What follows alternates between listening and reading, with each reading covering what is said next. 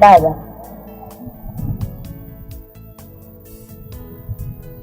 Baba.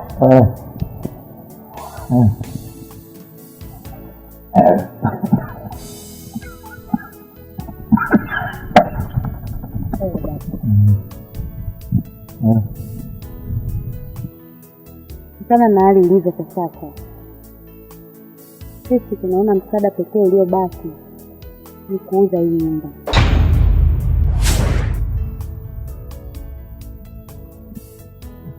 Unasema?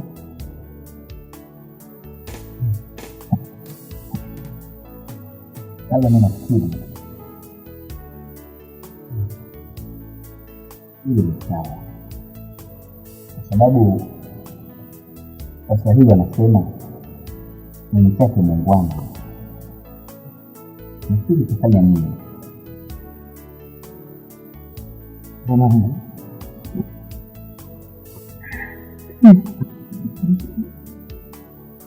mwanangu, hii anapekee bakia kwenu. Hii ndio ndio kutoka hivi sina. Unanivumiza. Nani mbugawa wanangu? Hii ndio kuviuza kwa sababu ya haya mara. Hii ndio kuona.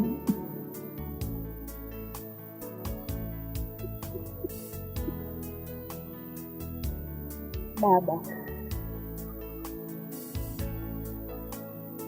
Samehe. Lakini baba, nyumba inatafuta.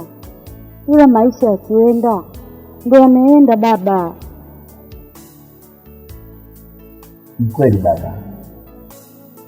Uhai wako ni bora zaidi ya nyumba.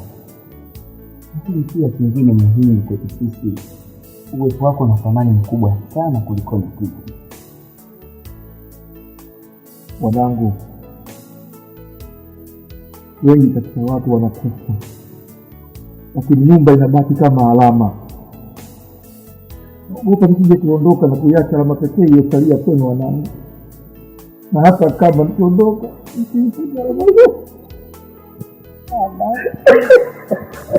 Baba. Pole baba. Baba, pole.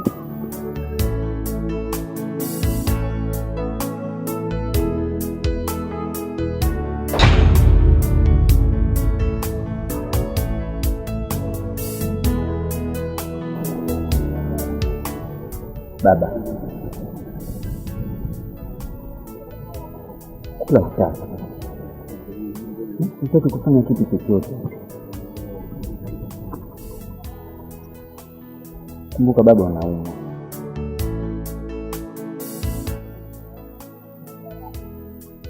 Ipo maji bwana. Maji ni sawa. Lakini wewe unapenda kula baba.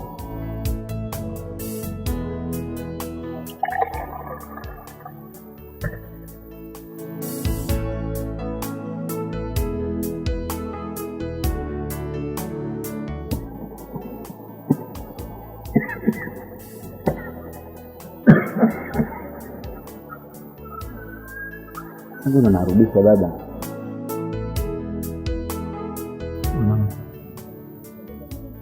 Natamani kula lakini mdomo hutaki.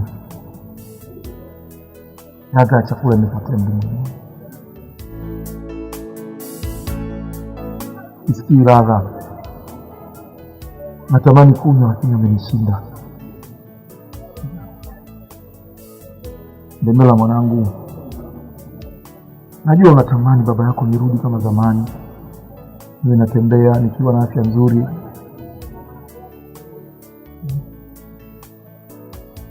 Ila huu ni wakati wa mimi kuturudi tena kule nilikotoka mwanangu. Ugonjwa wa kansa ni ugonjwa mbaya sana. Siwezi kupona.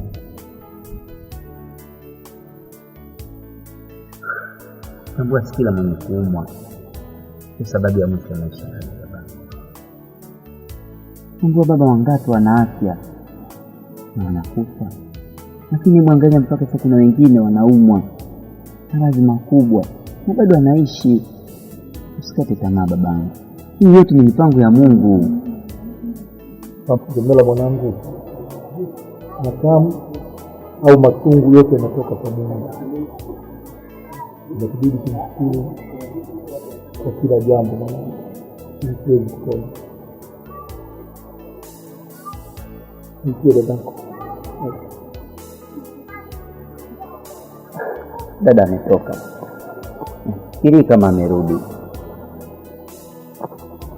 Nenda. Hakuniambia alikwenda. No, kama unavyofahamu mtoto wako akiondoka nyumbani hasemi. Pole baba.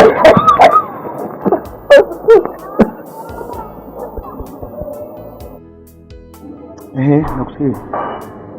Yaani kama nilivyokuambia baba mdogo. Sawa.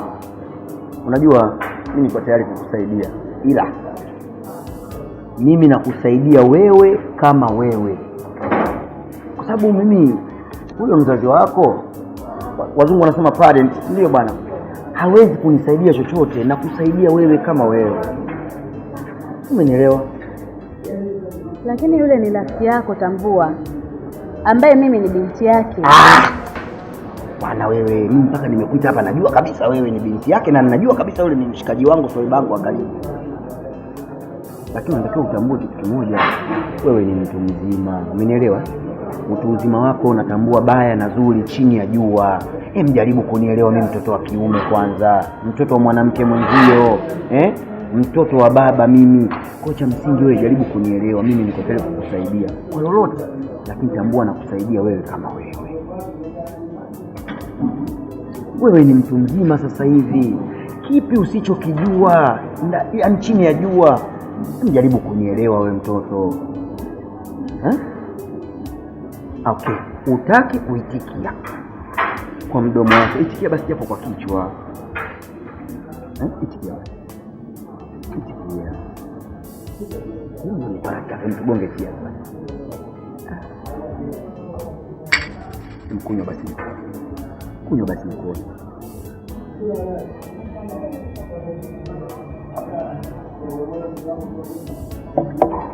Labda nikwambie kitu kimoja. Wewe ni mtoto mzuri sana. Wewe ni binti mrembo ila hujijui. Lakini pia mtu akukujulisha ni yule mwanaume ambaye anajua nini maana ya mwanamke. Unaona kama nahubiri kama ule mhubiri watu kanisani. Naenda kwa vina. Nini maana ya mwanamke? I swear up in God, wewe ni mzuri.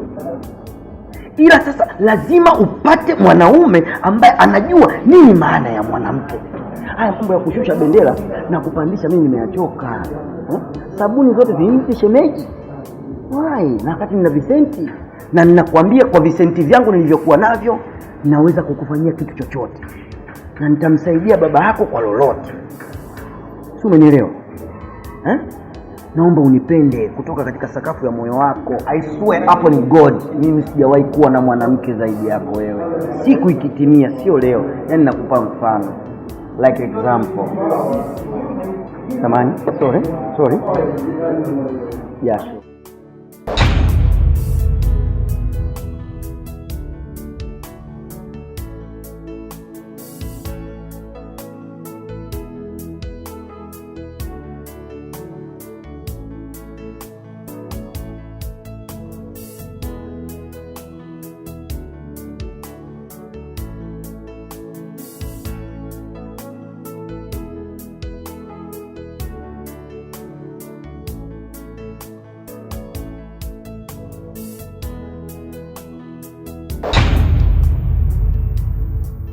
Wow.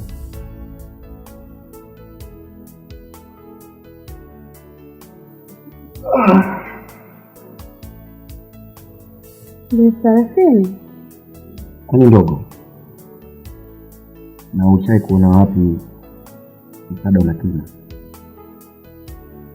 Na ulisikia wapi katika serikali yetu ya Jamhuri ya Muungano wa Tanzania au serikali zote duniani zikaweka bajeti ya omba?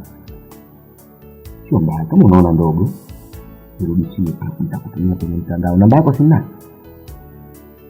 Sikuwa kukutumia, asante. Ndio ambao umeniacha. Lakini ngoja nikwambie ukweli. Mwenye sifa mpe sifa zake. Chakula cha leo kilikuwa kitamu mno. Mungu anasema superb. lakini palikosekana toothpick peke yake. Yeah, chokonoa meno. Unapokula lazima kidogo meno yachokoe uache zile njia za meno.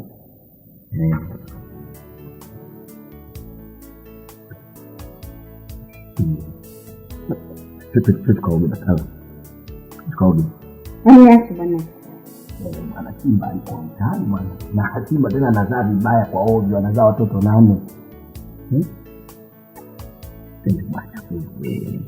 Kaza bwana. Peke yangu naogopa chooni ni bwana, twende na nende kule na mwanangu. Mtu aliyesema mimi nimesikia, ila nahisi kuna kitu umenishika. Hii pesa si nyingi, ila kwa hali yetu ni pesa nyingi sana. Bado unajua ni kwangu, niambie. Sisi tena hiyo baba. Bado hujaniambia ukweli. Nahitaji niambie ukweli, usifiche. Baba, wote niliokuambia ni ukweli mtupu.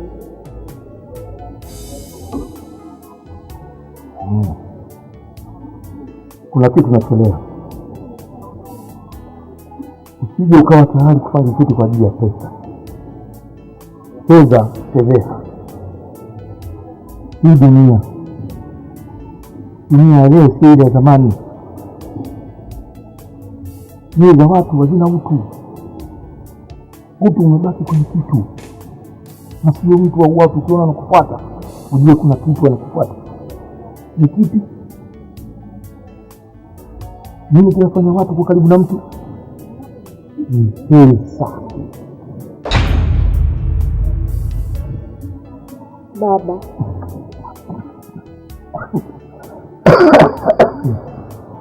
Baba, unaongea maneno mazito sana. Kana kwamba uamini wewe nilokuambia. Mwanangu, mimi kukueleza ni jukumu langu. Kwa maana uongo ni ukweli pekee utakaosalia kwa watu. Pindi ukweli ukidharauliwa.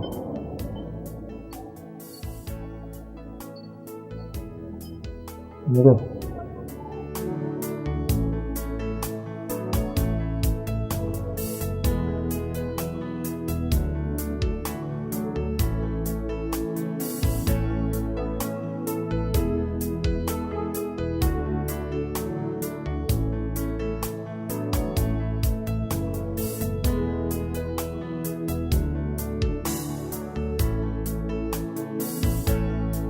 Nilijua natatua tatizo, kumbe naongeza tatizo. Kwa nini nimeudhalilisha mwili wangu? Haipo tena thamani ya mwili na akili yangu. Mungu muumba mbingu na ardhi, uko wapi mchango wa jasho langu?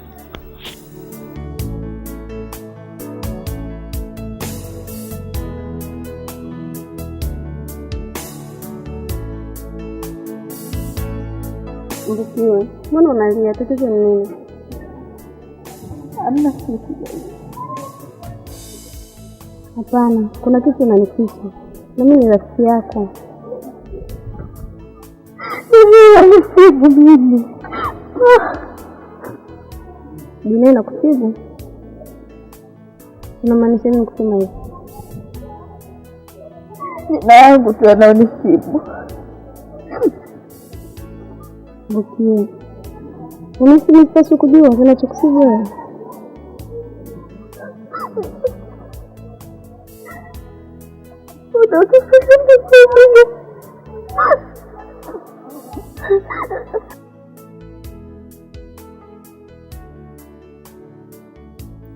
Wakati gani unasubiri Mbukiwe? Wewe niambie, naweza nikakusaidia, mimi ni rafiki yako.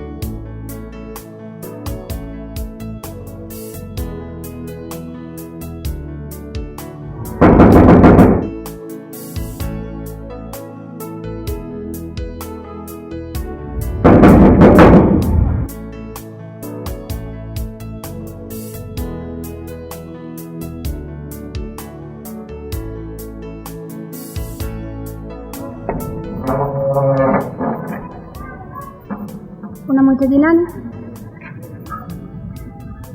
Isi Zura. Kwani wewe ni nani? Mimi ni mtoto wako. Basi ngoja nikutie mwenyewe.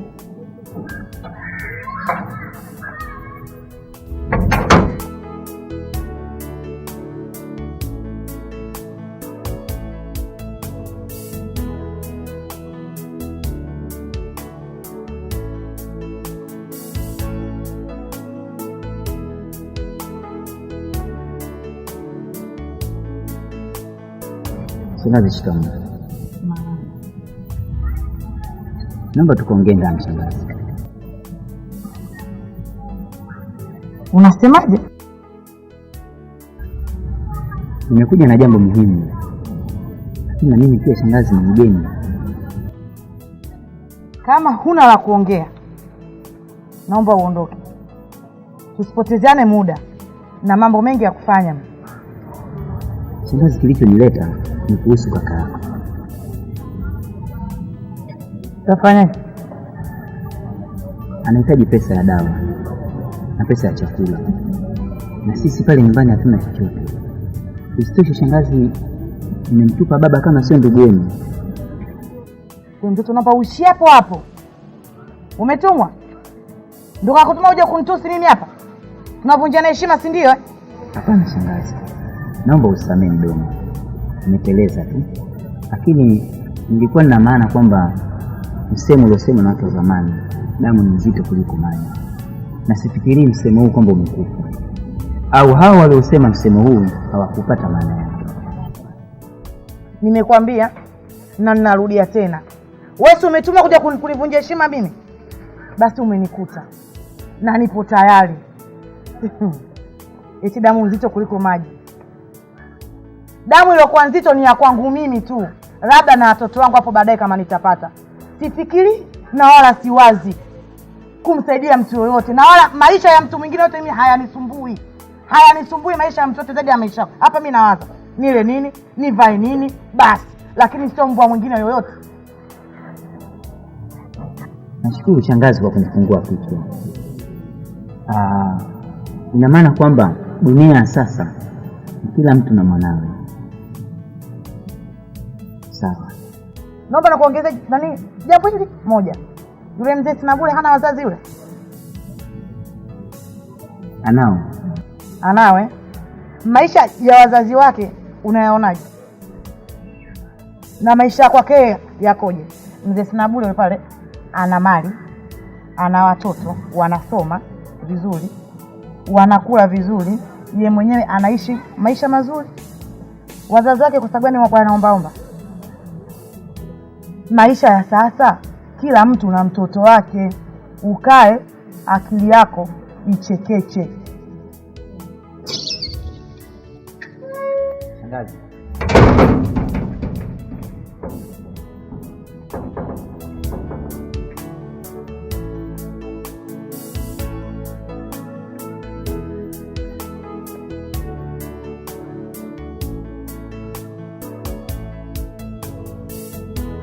Mimi nilikutana na mtoto wake. Baada ya kukutana naye nilimpa pesa, lakini pia nilimchukulia unga wa kutosha kabisa. Nashukuru sana mdogo wangu kwa msaada wako, ila hata mimi pia nasaidia. Ipiti siku mbili bila kwenda kwake. Lakini vipi ukitazama hali yake? Kiukweli nisiwe muongo, yaani hali yake sio nzuri sana wala sio mbaya sana, yupo hivyo hivyo tu. Kiukweli mimi natamani sana kwenda sana, ila niko busy sana kwa wakati huu. Mimi wazo langu lote unajua unaelekea huko kwake. Hapana, kama nilivyokuambia awali, niko busy sana dada. Pata walau wasaa kidogo nitakwenda kumtembelea. Haya bwana, nyie ndugu mjue. Kabisa. Usimwache mwenzio anateseka ujue. Upite na kumwangalia ndugu yangu. Wala usijali, nikipata wasaa mimi nakwenda. Haya bwana, mimi kuna mtu anasubiri hapo mbele, nitaenda nikamwahi sasa hivi. Basi sawa. Haya bwana. Haya.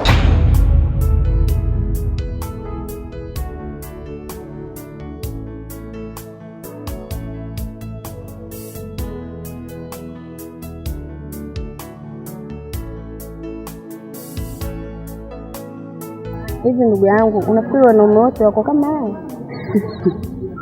Hapana, nilipokuambia sikuwa na maana hiyo. Ila wengi wao hutumia misaada midogo midogo kama fimbo kuchapia. Ina maana wengi wake ni dhaifu kiasi hicho.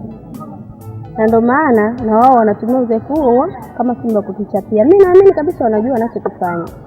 Mimi nahisi wengi wao wametawaliwa na tamaa. Ni kweli, na wanaume wametuma kwa ajili ya kutupenda, na ndio maana wengi wao wanaangukia mikononi mwa wanawake. Wengine kwa heri, wengine kwa shari. Ila shoga yangu umezidi. Laiti kama ingekuwa mimi, ningemkomesha. Hapana bwana, wakati mwingine ukimjua mtu ni mtu aina gani, inatosha sana. Ni kwako shoga yangu. Mimi siwezi kuvumilia mwanaume anisumbue kitu hata siku moja. Na wewe unapoendelea kwa mpole mpole hivi, watakuja kukutoboa mpaka macho. Hapana, baadaye nenda kapakue chakula.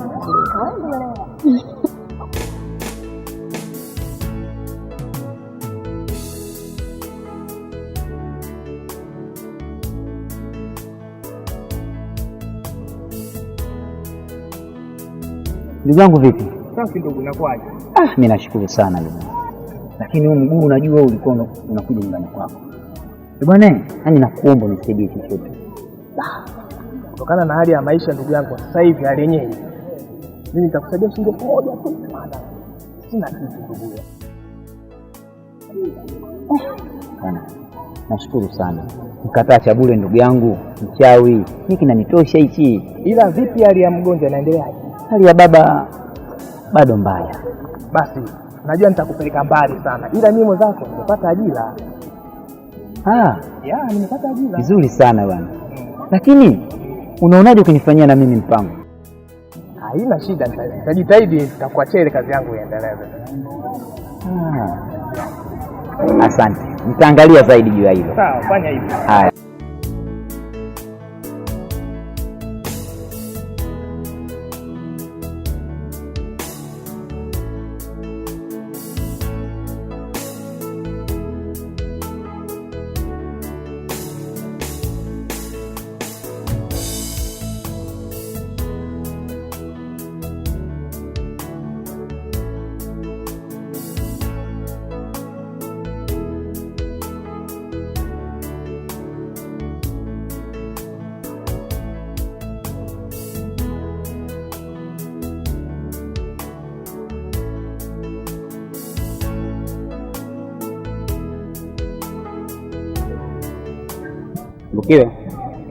Bukiwe. Kweli.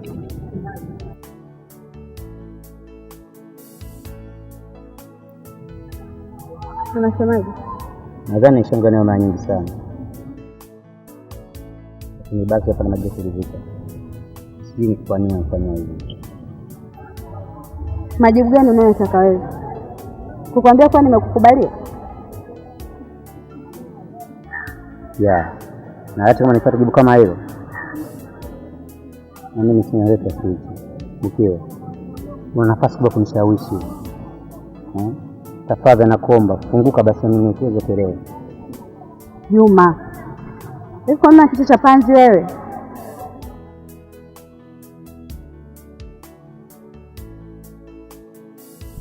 Kwanza tu nipate neno hilo, mimi sasa ngoja nifikirie.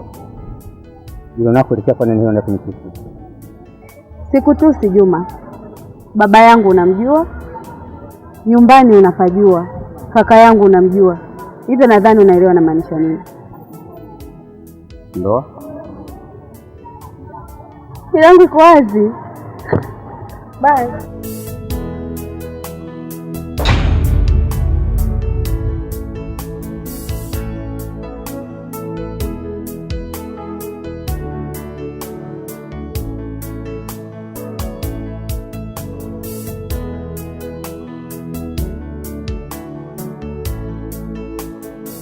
Mama Fatuma. Vipi? Safi. Naona unachezea simu tu hapa. Bwana, tunataka tafuta riziki tena. Kali sana. Niambie. Bwana mimi nilipita hapa mtaani kidogo kama ngoja nipite hapa kwa Mama Fatuma kidogo nimsikilize. Vipi mzigo? Mimi leo bwana maji ninayo. Sema kweli. Sasa utaki hata dumu moja? Niletee tu kesho. Yaani hata dumu moja utaki? Bwana nimekwambia niletee kesho. Lakini unazidi kumeremeta. Ndio mimi ndio mjini na sasa gani? Acha kwa mwingine photocopy kwa Hey, Mama Fatuma. Habari ndio hii, habari ya mjini. Ni bwana sawa? Ina shida. Uko poa? Hebu kwentaga huko. Mtoto mdogo una Mama Fatuma. Ndio mimi mtoto wa mjini, kwa mwingine photocopy. Kwa baadaye. Haya. Unampi mtoto mdogo. Maisha. Maisha changamoto, wachezea mjini wewe. Kwa vijijini huko unazurura tu mjini kata ila. Hapo tunakopo jalalani. Shangaa. Maji. Hapo lijana sisi.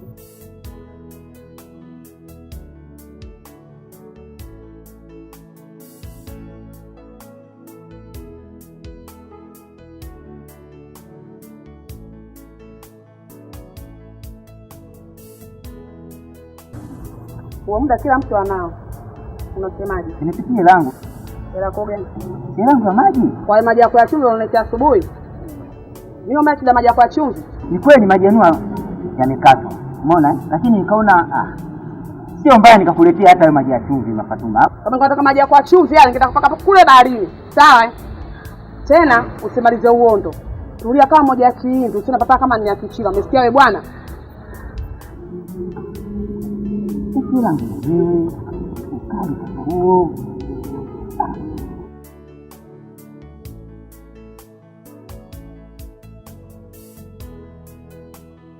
Maji yako hayo kumbavu wewe. Unamwangalia nani? Sina naondoka. Nimekwambia utoka. Wewe ndio maji ya chumvi. Mimi nakwambia maji ya bombari kila siku hapa wewe. Wewe ondoka. Na marufuku kuja hapa. Wauza maji kibao mtaani amejazana na hela. Muone macho yake kama idonda. Ziki tu.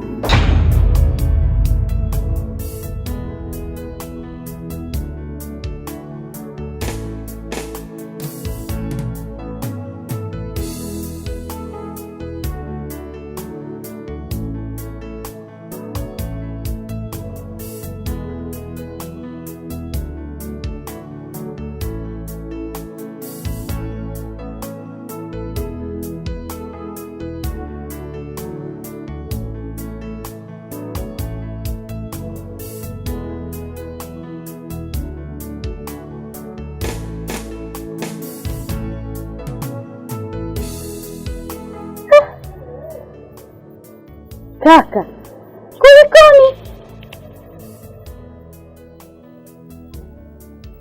Dada wewe acha. Yote maisha.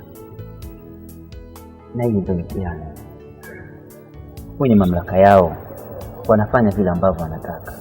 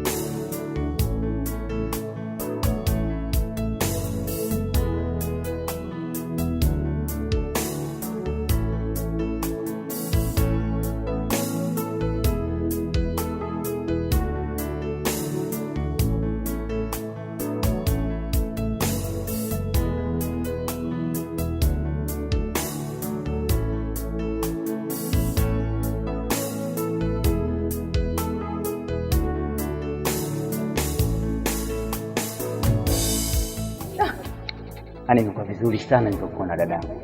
Maana pale napiga hesabu nitakukuta usikukuti. Mimi nipo nende wapi?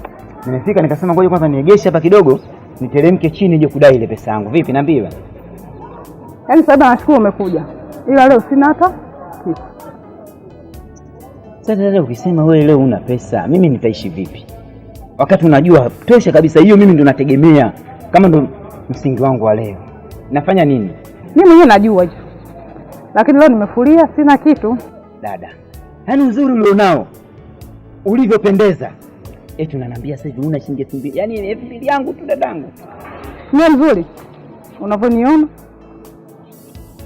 Mzuri. Sasa nikwambia. Kama wewe unaona mimi mzuri, tena tukamalizane kwa ile pesa ambayo unaonidai. Tukamalizane ili aishe. Lakini mimi sipo kwa kazi hiyo. Yaani kukusifia uzuri kwamba uwezi kukosa hela. Sasa baada ya kumalizana tena mimi nayo wapi? Wewe sipati pesa yangu. Wewe mtoto mdogo. Ujue wewe mpaka ufundishwe. Mtoto mdogo wewe. Kile unachonidai mimi, tukamalizane ili aishe. Dada. Yaani maji yenye thamani ya shilingi 2000.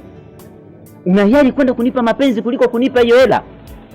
Kama nilivyokuambia, kama umeshindwa basi. Upo tayari kwenda kufanya mapenzi na mimi kwa sababu ya shilingi 2000. Wewe unaonaje? Dada, mimi sipo kwa ajili ya hilo. Mimi nilikuwa nataka hela yangu. Lakini kama umesema umefikia hapo. Sawa.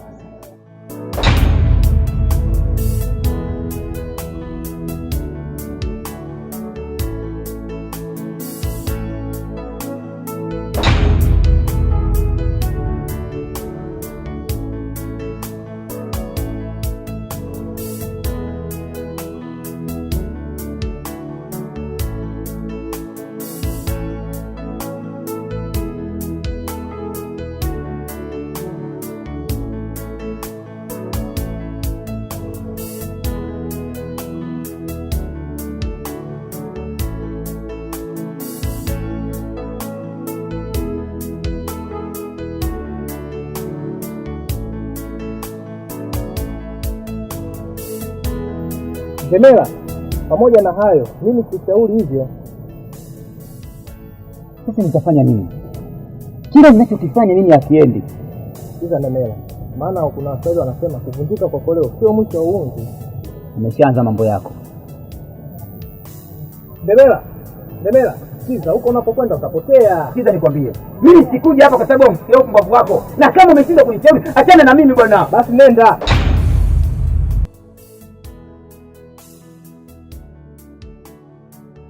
Kwani mimi tatizo? Baba anaumwa. Baba anateseka. Baba hana raha, hana furaha. Baba anahitaji tiba. Na tiba ni gharama. Na gharama itapatikana. Nafanyaje mimi? Ndemela, ina maana nyinyi hamna ndugu? Wapo.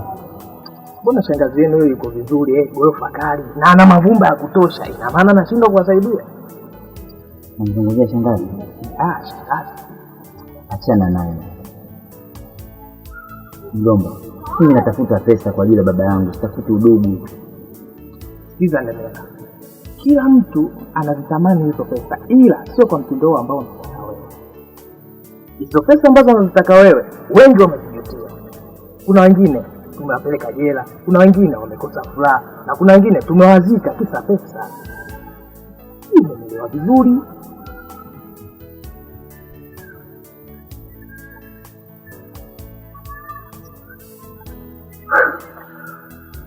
Sawa. Mimi nashukuru, lakini sijui nitafanya nini juu ya hili. Ila asante kwa kuelewa. Nashukuru sana. Poa, haina shida tena. Alo. Naam. Sasa sikia, kwa sababu sasa hivi nimeanza upya. Yaani kununua maji nimeanza upya. Sisi tunaelewana. Mimi sina mtu wa kunisukumizia ili kokoteni, kwa hiyo ninasukuma mwenyewe. Nafunga duka, nasukuma, nafunga duka, nasukuma, nasukuma. Kila saa nasukuma hii kokoteni. Nataka maji.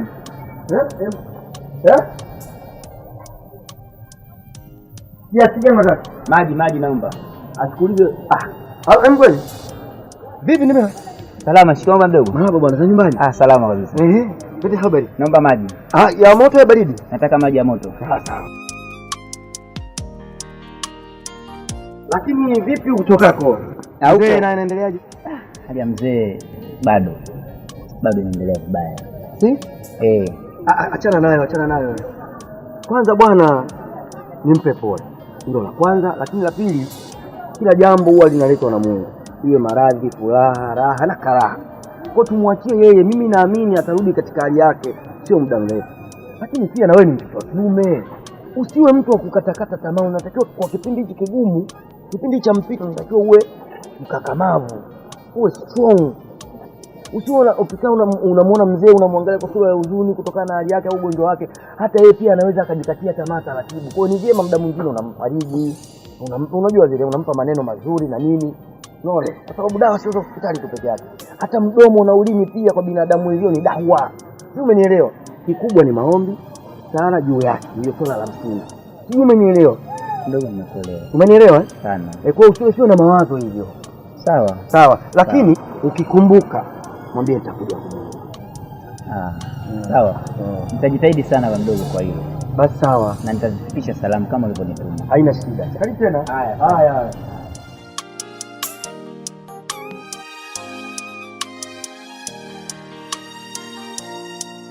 Amini. Sikiliza bwana. Baba, hebu nisikilize. Siwezi kufunga duka kwa majani 5 kama nilivyokuambia. Au 1000 bwana. Kila mtu ana msingi wake bwana wewe. Wewe unatakaje? Baba.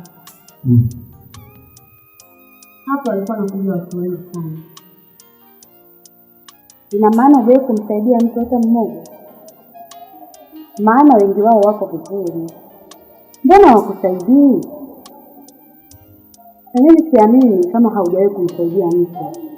Kutokana roho yako ninaijua mimi binti yako, japokuwa ni mdogo.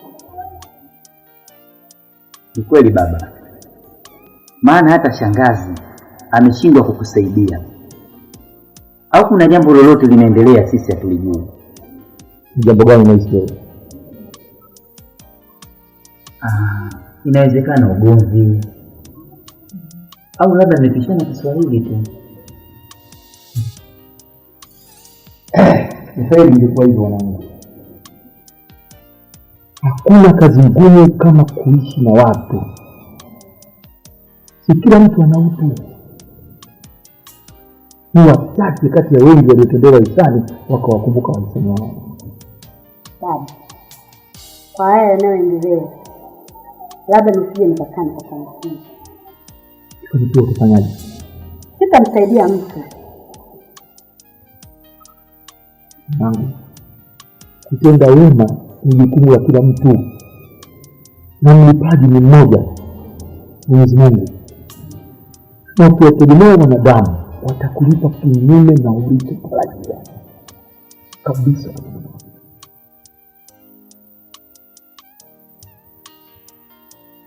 Jani ya punda? Nataka. Ndio.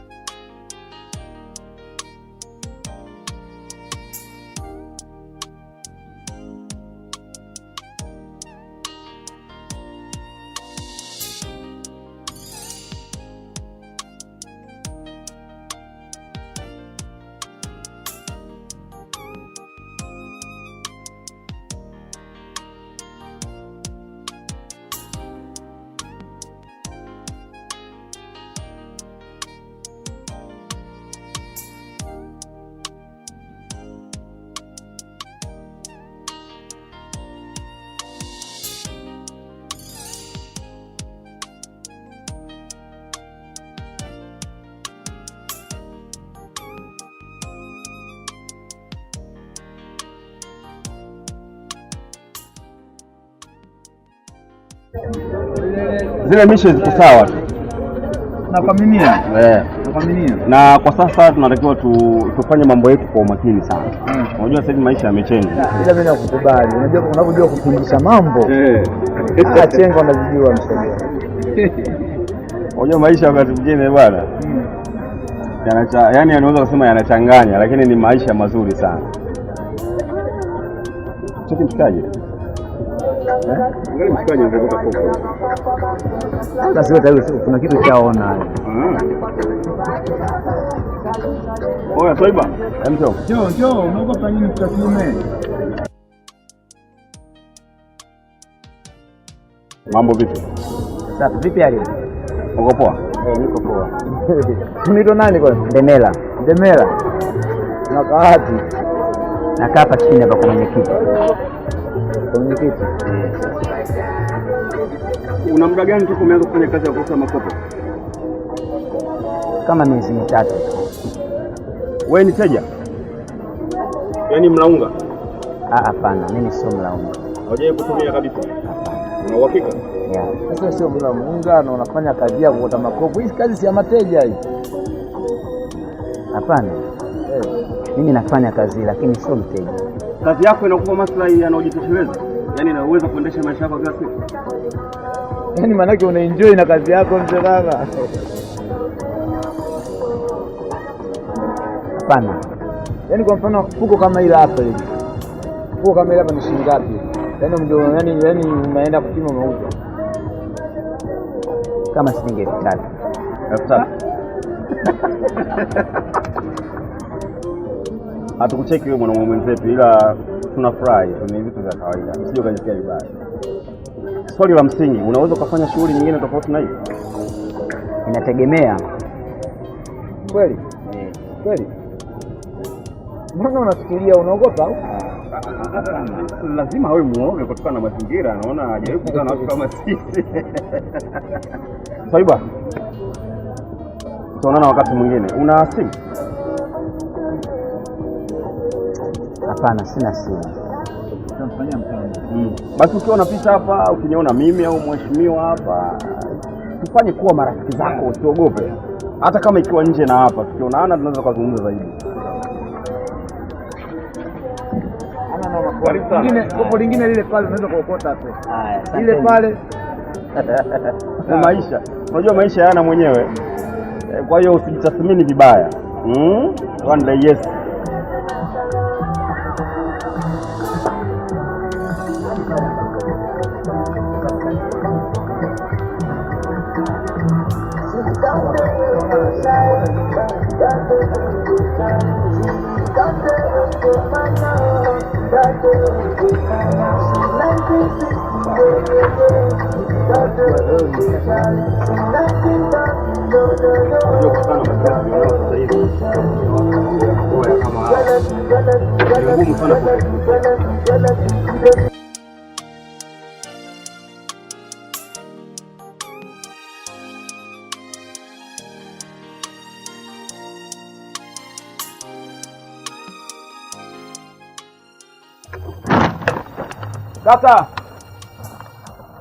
Kaka nimefika.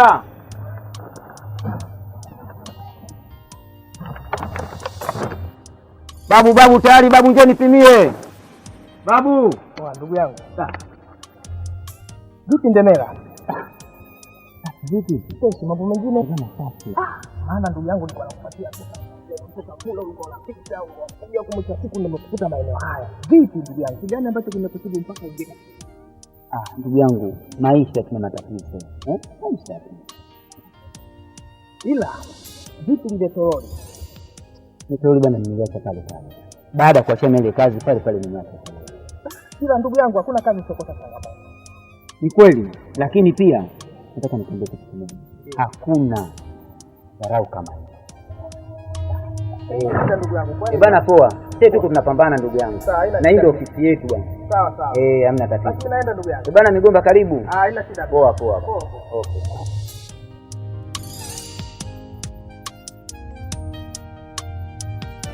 Babu angalia muda basi.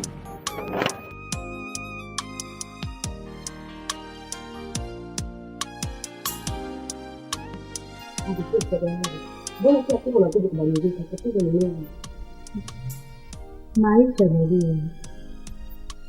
Maisha ni haya. Maisha ni kupambana.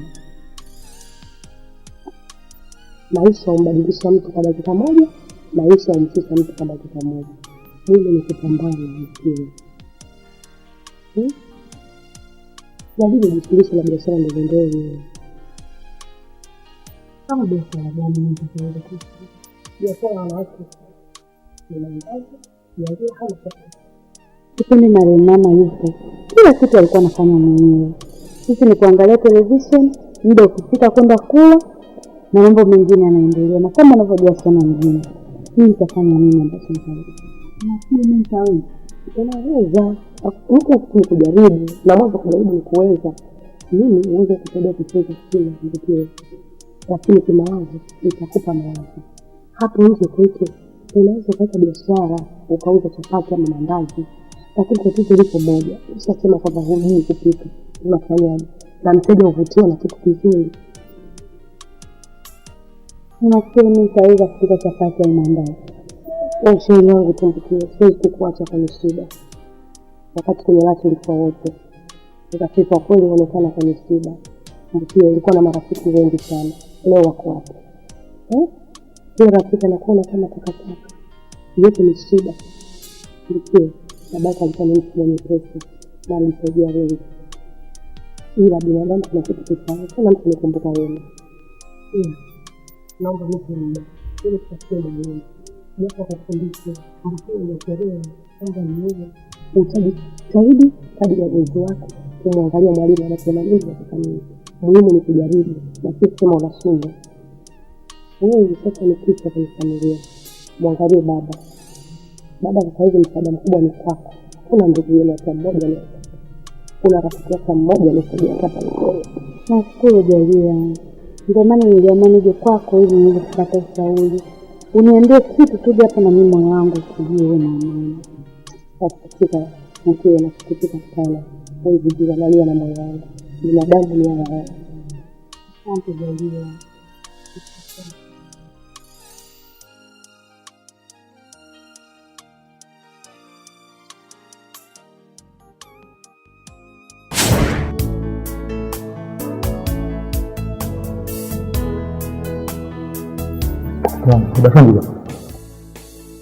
Sasa vitu hivi nini? Na unaenda kufanyia nini? Hata kunishirikisha, ina maana mimi sio mkeo. Nitakupa hata ushauri. Sawa, lakini nipe basi kwanza.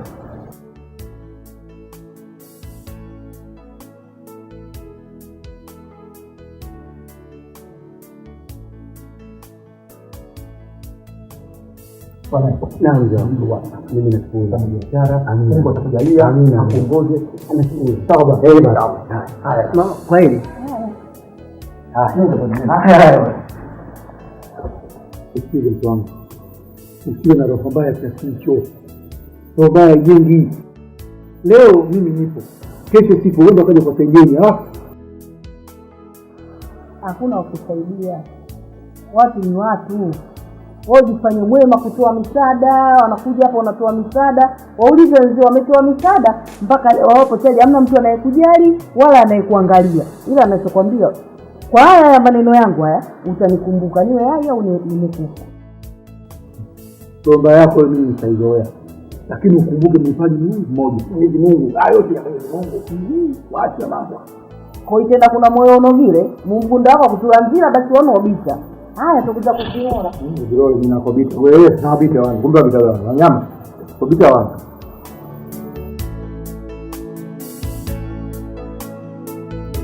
Bwana mdogo, mimi kwanza nashukuru sana kuona biashara inakuwa kama vile. Hivyo nipatatia kwa nyinyi vijana mwenye makini sana. Kwa hiyo wewe wala usiwe na shaka. Ondoka kabisa. Mzee wangu kweli unaongea kutoka moyoni kabisa. Mzee wangu mimi nashukuru sana. Nashukuru sana. Mimi kwanza nashukuru sana. Lakini ngoja nikwambie kitu kimoja mzee.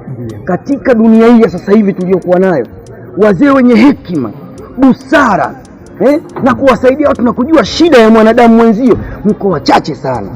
Mzee mkono kwa mara nyingine. Bana wewe. Hayo mambo ni ya Mwenyezi Mungu. Amina. Mwenyezi Mungu. Yote kutoka wapi kwa Mwenyezi Mungu ndugu yangu? Utafanya nini duniani? Amina. Hii dunia tunapita tu mwanangu. Baba mimi acha niende. Mimi naenda. Natoka. Unaona kama kana changanyikiwa sana natoka kati uko ndani. Naenda bwana. Nashukuru. Haya.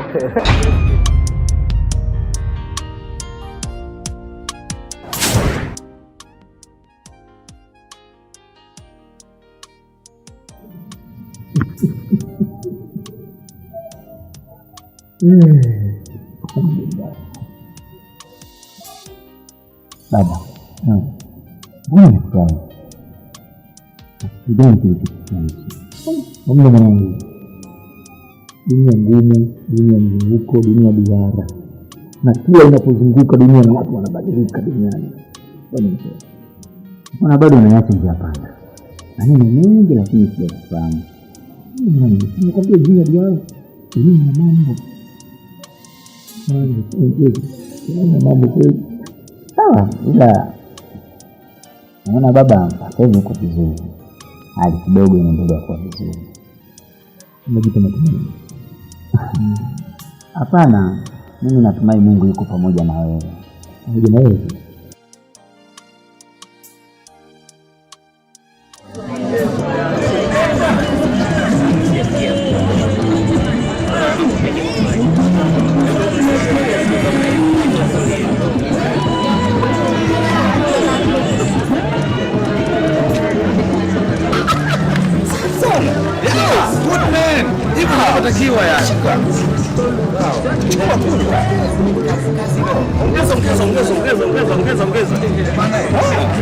Safi sana. Ambua. Mchezeshe kidogo. Mchezeshe wana moga. Jipe basha.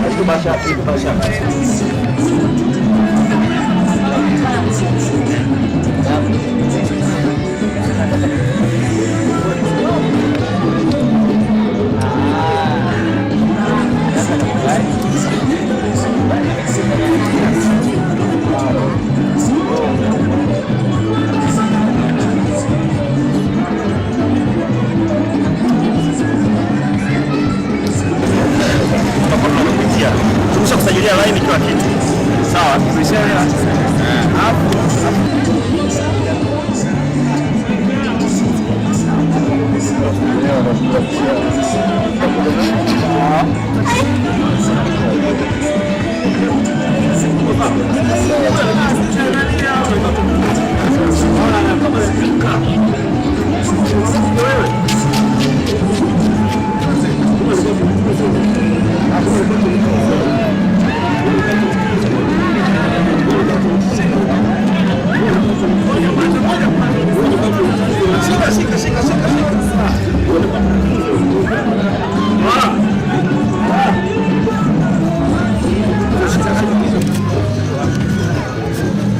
Hapa ndo zipo note.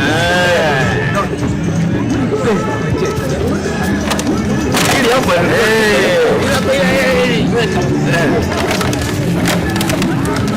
aya, kaa chini hapo, kaa chini sio fuasi, kaa chini.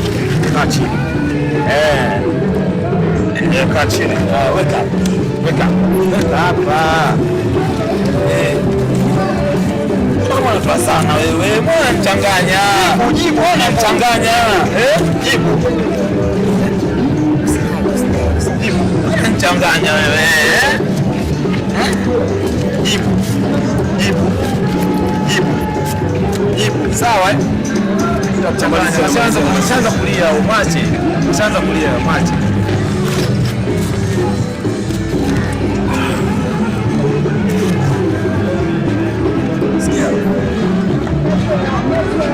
Hii ni kazi. Kizingua.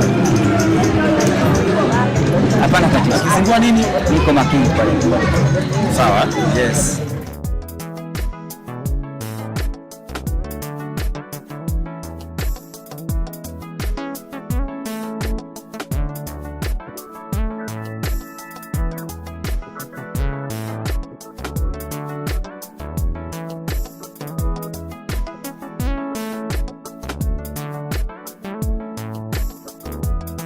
Babu vipi? Anapiga mali wake kama vile. Akachukua basi. Ndio mwanangu kwa kisha anachelewa. Ndio kwenye mudi zetu hapo. Kwa wapi bana kushe. Utabaki na zigi. Nyonga. Nyonga ivuke. Hali hiyo hapo. Bangi hapo toa. Unaona? Leo toa moko. Unatoa moko. Kila kona msikiki. Leo lazima mziki.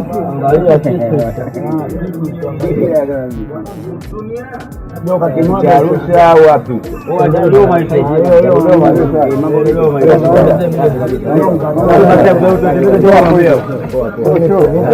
Kama sawa. Unajua tena. Tupo tunachanganua.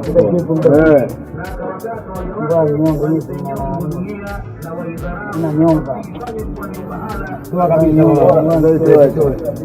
Toka fresh basi. Hata babishie kadi yangu unatoka nayo. Gari yangu eka kibaya tu mwanangu pale. Hapo vipi hapo? Kama kawaida. Hapo unataka chupa? Chupa nini? Chupa bado. Tunajua tena sio kizembe basi bado. Askari bwana usikilie poa. Sio kama pikipiki hapa. Kama mfano bwana tunajua kuna goli liko wazi. Sije tayari.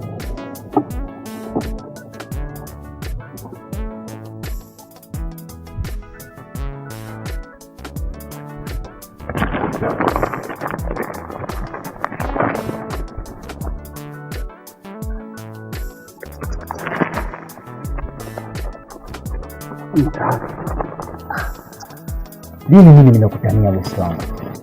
Babu, nakubali. Niangushe sasa, unajua? Basi tutasafiana. Poa. Okay.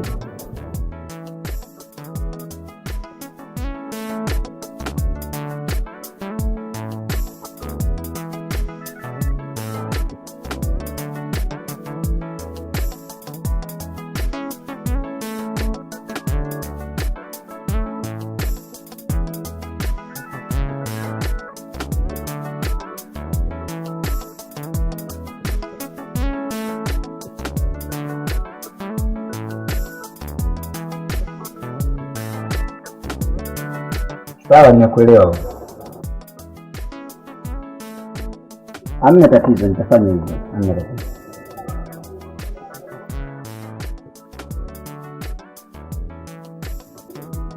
Hebu nione mzigo.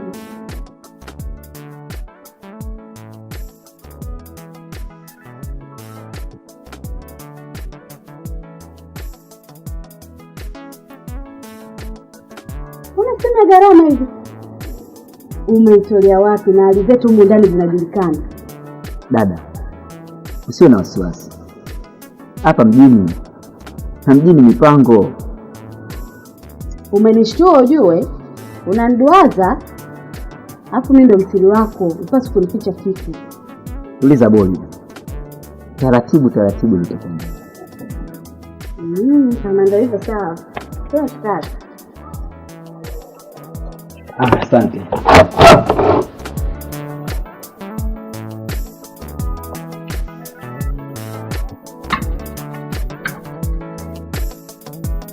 Bukiwe, najua unachoniambia ni kweli au unanificha, ila elewa umsaidie chochote kaka yako. Baba, yote ninayokuambia ni kweli mkuu. Na nao majibu yake hayajitoshelezi, ni ya mkato tu. Na kila unapomuuliza swali, jibu lake linakupa hamu ya kumuuliza swali lingine. Inabidi uangalie nyumba zake mwanangu, ni kitu gani anafanya. Ndio. Unafikiri mimi nitaweza?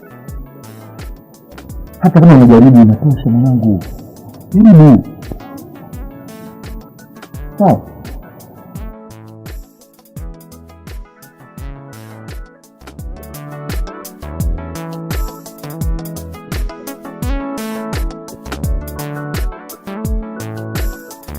Tambukiwe. Nakuomba mama moja. Ya.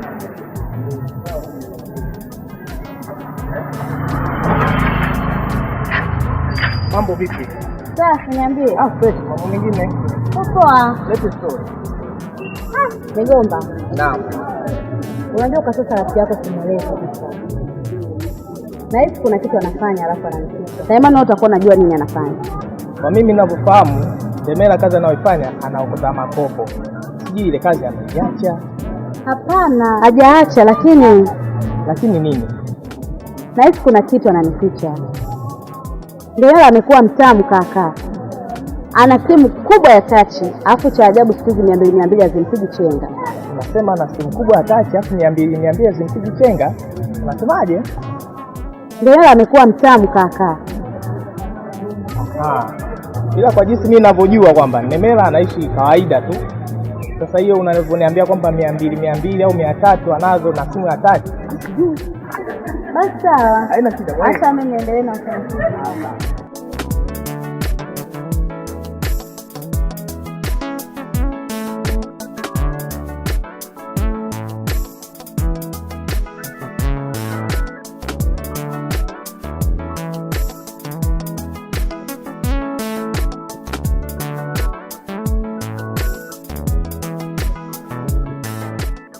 Vipi? Sasa mambo vipi? Poa. Wapi? Nenda sokoni. Okay. Hapana. Usianza sokoni. Nenda.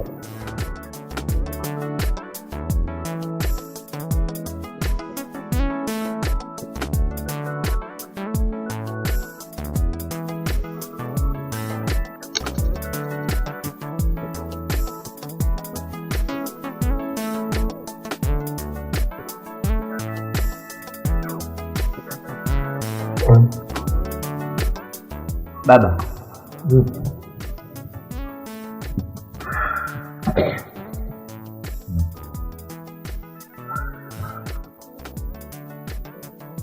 Baba, nichukulia dawa.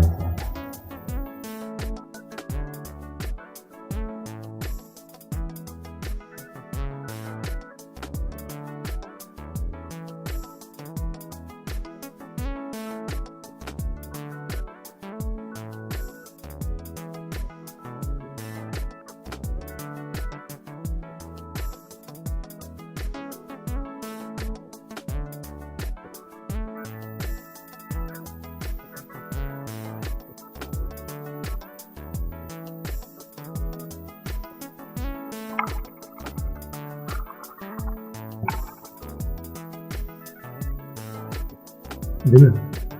Amba. Hizi dawa mimi nimejua ni za gharama sana. Hizo umezipata wapi? Ni kweli baba. Hizo dawa na gharama kubwa sana. Lakini sasa hivi baba nimepata kibarua. Kibarua gani? Baba, mimi sasa hivi naokota chupa. Ndio. Kwa kututupa peke yake ndio uwezo zaidi. Lipo jambo. Sio chupa peke yake sana. Ni chupa tu.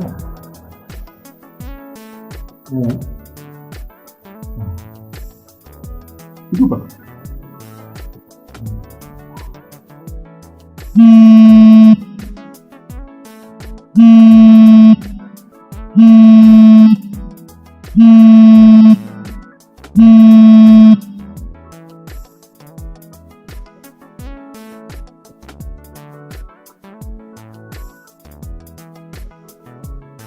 Poa, nitakuletea.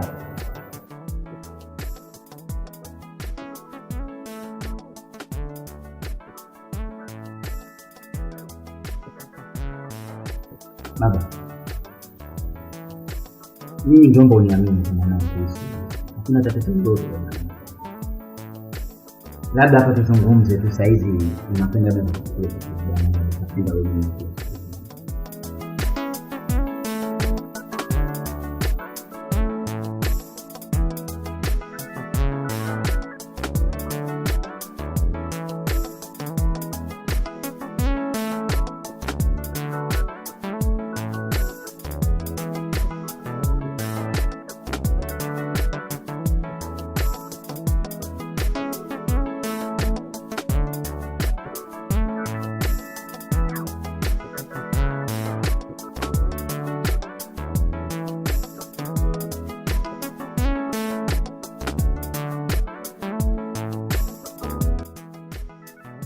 Swala la ugonjwa nalijua muda mrefu sana, ila sasa hivi sinajenga.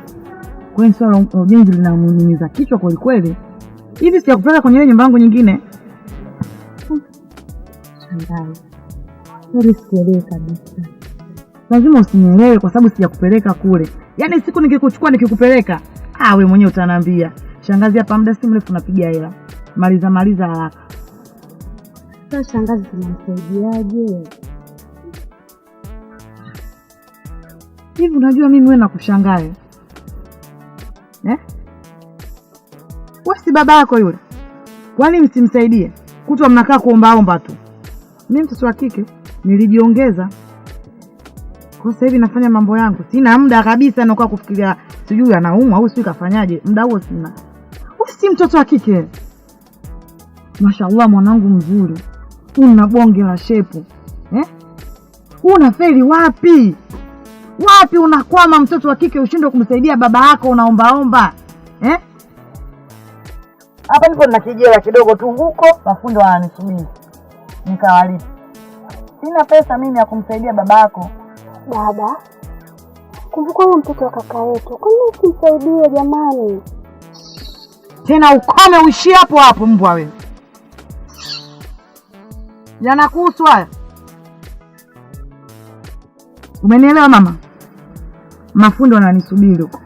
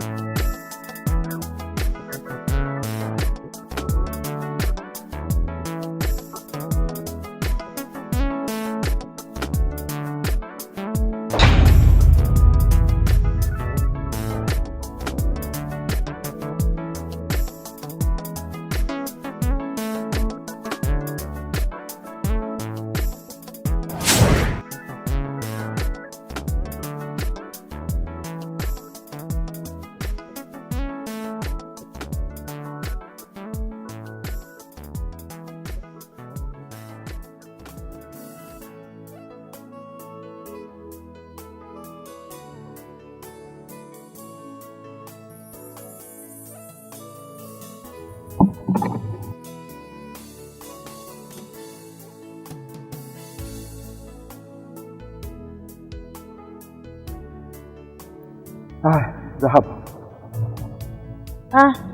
Kama unavyotuona kakaangu. Tupo tu hapa kwetu tunakuja tunamshukuru Mungu. Sisi nyewe huko nyumbani. Siko kwa salama. Kama nije nikutembee dada yangu maana naona kimya. Naona kimya.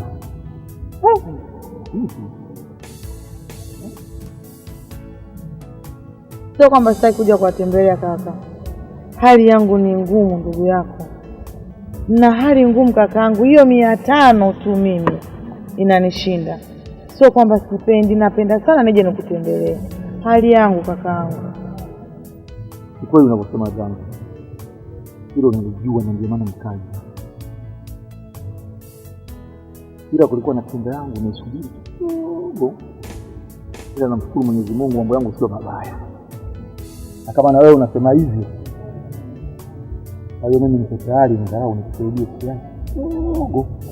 Ili nawe usimame dada yangu. Nisimame? Pesa. Pesa ndio itakayofanya usimame dada yangu. Hakuna kitu kingine. Ya kuelewa hapo. Inatakiwa uje nyumbani uchukue pesa, ufanye biashara ambayo unaiona kabisa hii itakuwezesha na wewe kuwa kama mwanamke kama wanawake wengine. Sitaki ujadilike dada yangu. Wewe uwe na bajeti yako kubwa na hata huyo mdogo tu. Zura. Nataka na yeye awe na bajeti yake na akasome kama unavyosoma watu wengine. Nampeleka shule, anaishi maisha yake mazuri, anakwenda shule anaishi vizuri ili mradi baadaye msizalilike. Hivi unalizabika damu ni kakako nipo. Unapata tabu kinyonge akalia huko. Nauli jamani. Asante sana kakaangu. Hivi kweli usiponisaidia mimi atamsaidia nani? Mungu akubariki kaka, yaani akuzidishie pote pote utakapotoa, tutakuwa bega kwa bega na wewe. Asante sana kwa wema wako, na kuahidi kakaangu, kwa msaada wako huu unaotoa kwangu, yaani haki tena na hapa, sitakusahau. Yaani nakuhakikishia nitasimama imara, yaani nitakuwa bega kwa bega na wewe mpaka utakapojua mwisho wake. Sitakusahau wewe wala familia yako wala watoto wako. Haki ya Mungu tena kakaangu, Mungu akubariki sana. Ubarikiwe kakaangu. Nashukuru sana wanangu. Sasa ina mkazangu na usijali baba, wewe ndio baba yangu, hakuna mtu mwingine. Sasa chukua hii sawa, hii kwa leo itakusaidia kidogo kula. Ufanye mimi nakuhitaji sasa, ufanye na nauli yako. Uje nyumbani, njoo uchukue pesa, mambo yako ya mazuri dada yangu. Sitaki uteseke dada yangu mimi. Unanielewa vizuri? Usijali kaka. Asante sana kakaangu. Ubarikiwe sana. Unatoka.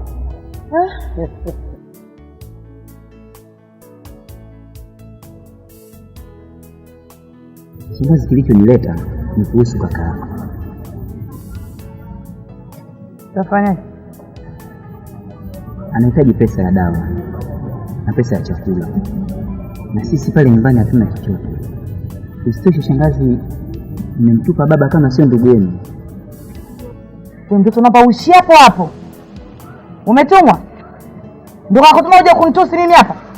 Tunavunjana heshima si ndio? Hapana shangazi, naomba usamee mdomo. Nimeteleza tu.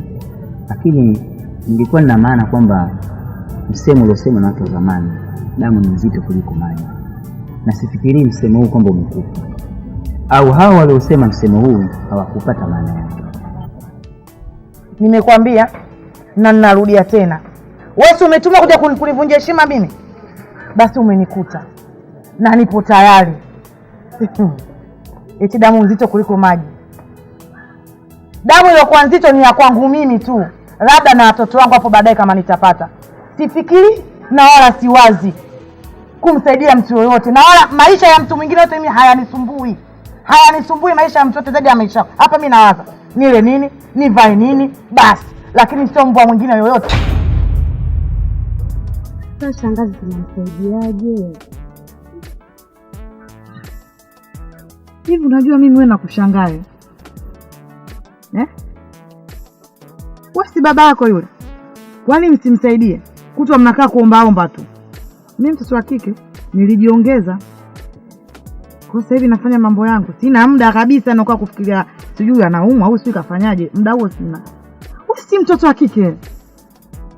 Mashaallah mwanangu mzuri. Una bonge la shepu. Una feli wapi?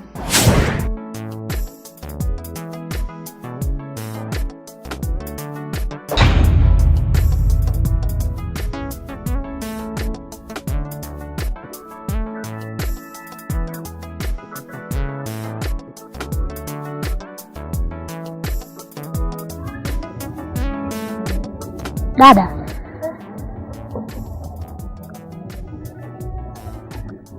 una matatizo gani? Mbona upo hivyo? Zura mdogo wangu, najisi nimekosea. Mimi ni mkosefu. Wema wote walionifanyia kaka yetu, sikustahili kufanya haya. Kwa nini? Wema wote huyo leo mimi nafanya hivi. Nadhani unakumbuka Zura. Yeye ndo alikuwa msaada mkubwa sana kwetu mpaka sisi kufika hapa tulipofikia.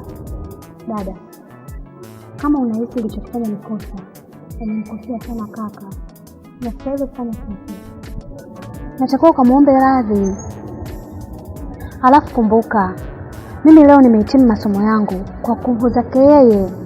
Kwa nini leo iwe hivi? Zura, mimi ni mkosefu. Nimekosea mdogo wangu. Ukweli kabisa nahitaji kufanya kesho. Sawa. Mimi nipo pamoja na wewe. Ndio. Tangulia nakuja.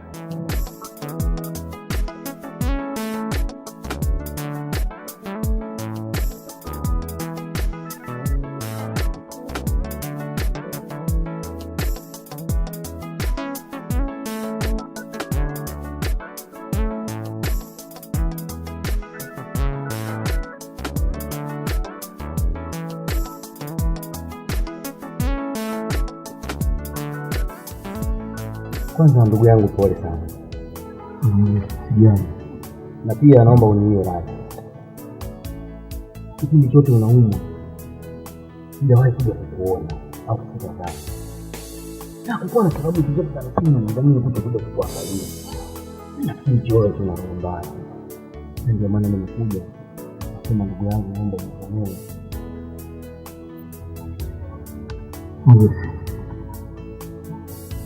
Binadamu wakati mwingine tunapitiwa sana, ili mradi tumeonana tukiwa hai. Hilo ndio kubwa kuliko yote. Na kama unahisi kuna jambo umenikosea, nimekusamehe kabla, na kama lipo ndio kukosea, naomba unisamehe. Yaani mimi ndio nilikosea, mimi ndio nikosea kwako, na ndio maana nakuomba radhi ndugu yangu.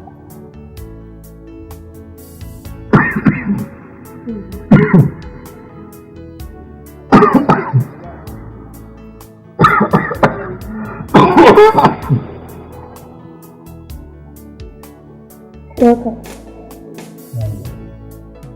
Mungu niwe kaka wangu.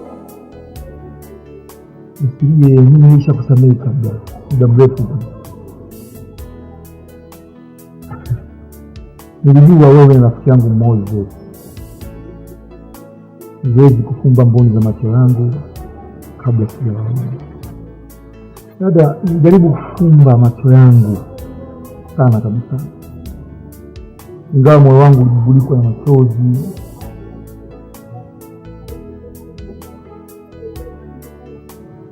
Ikawa mvua jua kwenye mwili wangu, ikawa sina mwamvuli wa kuchunga maisha yangu. Dadangu, pole baba. Moses, kwani ninaomba tukumpeleke hospitali kwa gharama yote. Wewe unakuja na gari? Hapana. Mambo kwa gari. Hata sisi tunaweza. Hapana baba, mimi naona kama wanakufanyia ziaka tu hapa. Siku zote ulikuwa hapa, leo ndo jifanya leta mada za kwenda hospitali.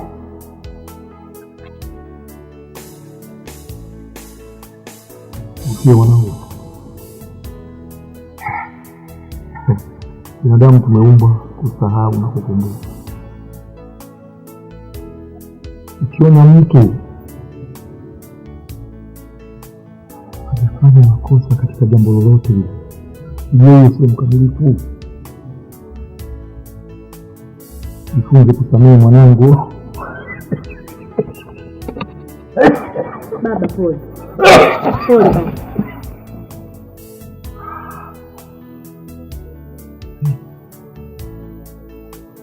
Hata kwa Mungu hakuna kosa lilosamehewa. Wewe usisamehe nani? Mimi mwenyewe nisisamehe nani? Wao wasisamehe kina nani?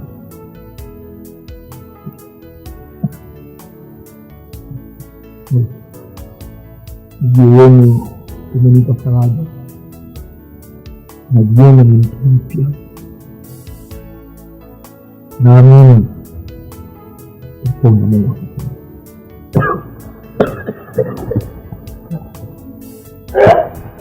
Pole baba.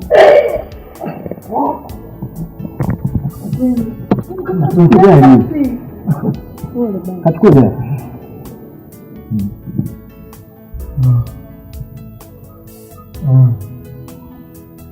Moja. Binti.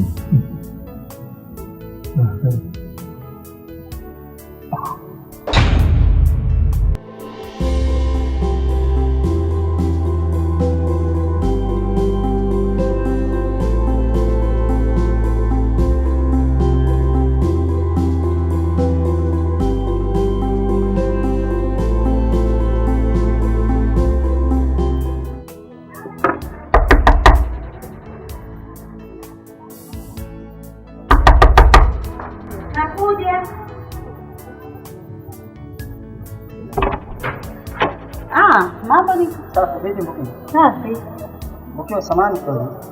Wakati natoka safari zangu, kwa bahati nzuri nimekutana na kaka yako akiwa amekamatwa na polisi.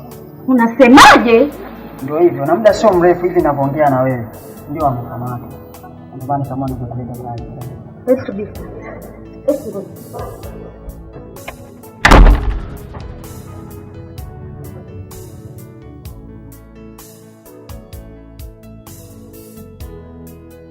Kuna nini? Baba, Kuna nini wewe? Nini sema? Andenela amekamatwa. Amekamatwa? Ndio. Kafanyaje? Mimi mwenyewe sijui. Niliyajua. Kaka. Kaka. Baba. Kaka. Kaka.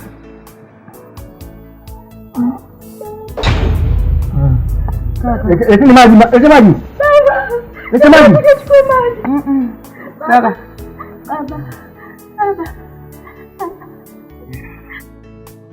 Baba. Changu kachukua maji.